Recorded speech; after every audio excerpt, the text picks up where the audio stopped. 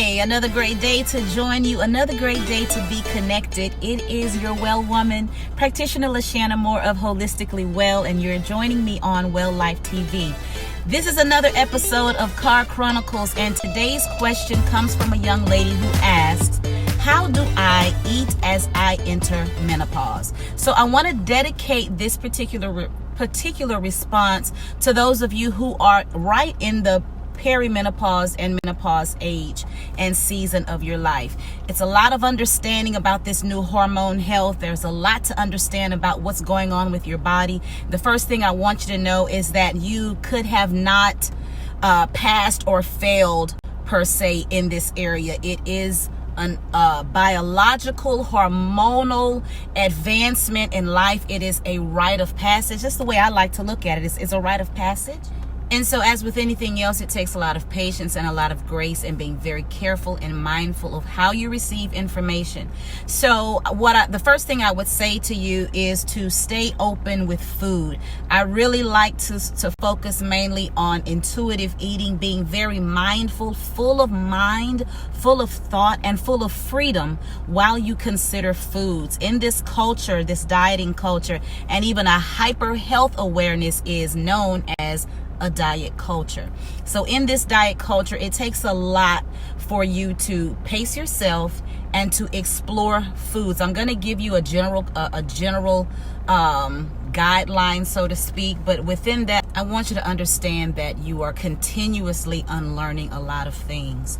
So let's look at the body image of the menopausal woman. Your body is naturally going to soften and curve in some areas because of adipose fat, tissue, the way that the hormones are shifting. We know that the reproductive hormones are declining, so there's going to be a change in the production of progesterone and estrogen, meaning that that's going to decline. So your body tends to soften a lot. The bones become a little bit more sensitive and fragile, and so we want to connect our healthy relationship with food with those things in mind. So number one, staying open to food. Secondly, finding foods that support both your brain health as well as estrogen production. Your body doesn't necessarily need you to do what it does, but it benefits from what you do to partner with it. So I want you to allow yourself to understand those things. Some foods that are helpful for estrogen production are going to be grains, your fiber, seeds, various types of seeds, fish, plant-based foods. I'm not saying plant-based diet. Okay, hear me well, I'm saying plant-based foods, lean proteins, including animal proteins. Well, that would be lean. Animal proteins, legumes, chickpeas are great phytoestrogens, so they're not estrogenic, but they have a nice component that helps the body to receive it as an estrogen. Apricots, strawberries, yams, celery, carrots, healthy fats. Healthy fats are also really great for brain health. Your brain actually needs glucose, especially during this time, because the brain manages itself, operates from glucose. With that being said, I want you to consider opening up yourself to all types of rice. I'm really trying to unlearn the idea of one rice being better than the other. Each of them have their own set of nutritional values. Each of them have their own pro and con production.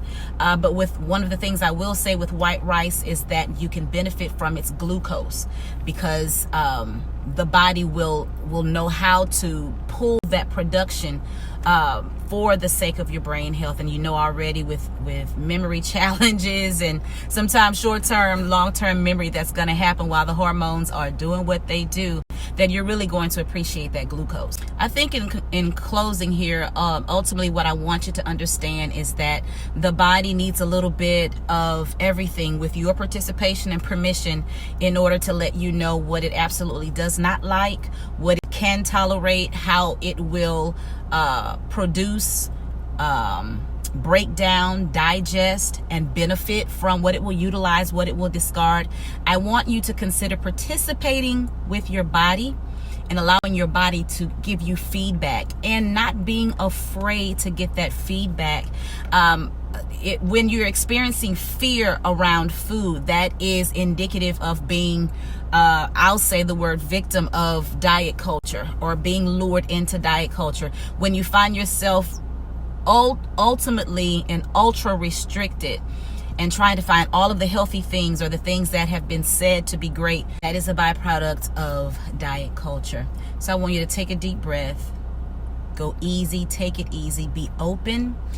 Consider some of the foods that I have shared with you. Consider recipes, or if you go out, consider where you can find some of these items on the menu. And no one thing cures everything. So nutrition is great. Nutrition is not going to cure all things. Therapies and complementary therapies and meds are great. They're not going to cure all things. It really is about bringing everything in synergy with one another and really fight against the obsession of doing it perfectly. Breathe, and this is a season and a time of life where you can enjoy entering into it and find some freedom in it. And I want you to let food and nutrition let it be that introduction for freedom and enjoyment. All right. Thank you for joining me. I hope that this has enlightened you, inspired you, and helped you to breathe a little bit and relax. Listen, if you have a question, feel free to send your question to me at assistant@LashanaLeonardMoore.com. Make sure you subscribe to this channel, share it with a friend, and also you can find my podcast, Holistically Speaking, on all digital outlets. Remember, be well and be whole. Until the next one.